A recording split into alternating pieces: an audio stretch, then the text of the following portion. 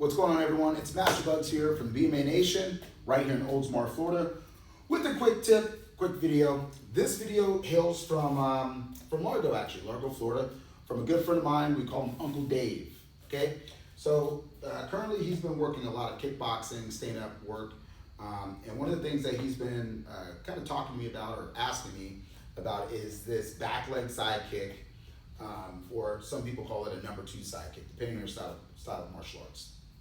So he mentioned that there is some comfort for him, it feels natural, and just what's the practicality of that back leg side kick. So from my experience, I actually enjoy the back leg side kick or the number 2 side kick. Let me demonstrate it a couple times and then we'll just break it down and discuss it, okay?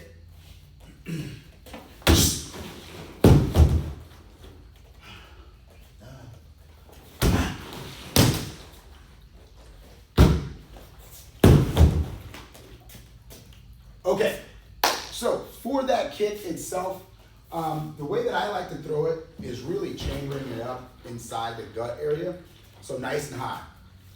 Now, that also just depends on how much time do I have for my opponent progressing forward, or if I'm using this more of as a offensive kick. So with that being said, there's this hip motion that your body wants to happen. Not that it's the only way to do it, but that's just how your hip is kind of shaped. You got that joint that's on the inside there, and it's just rotating on the inside of that hip.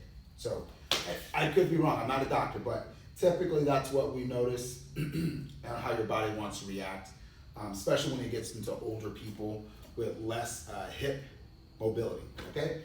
So bringing that knee up, there's this line that I like to talk about. I want to bring the knee up across the body, and then we're going to push it out.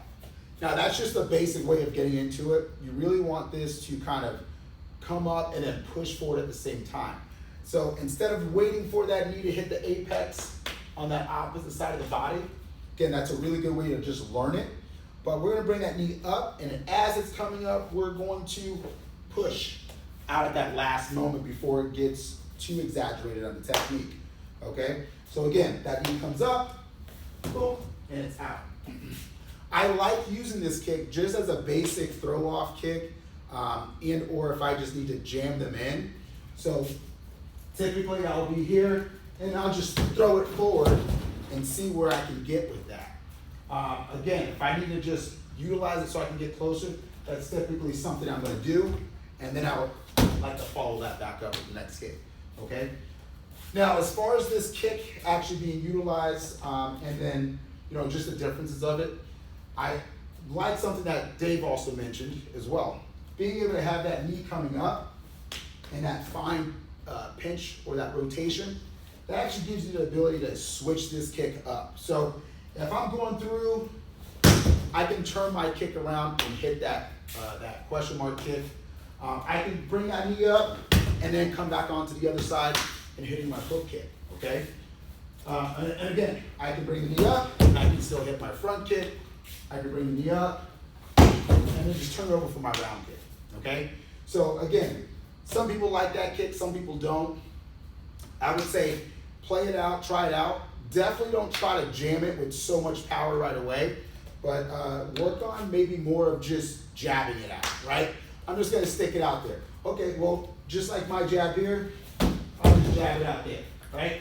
I'll jab it out, and then I need to get back into my recovery position so that way I'm able to follow that back up, okay? So that is my favorite kick for this week. Uncle Dave, thank you for shooting me that question. If you have a question, feel free to send us a DM, shoot us an email, bugsmartialarts@gmail.com, and we'll be happy to post that video just for you.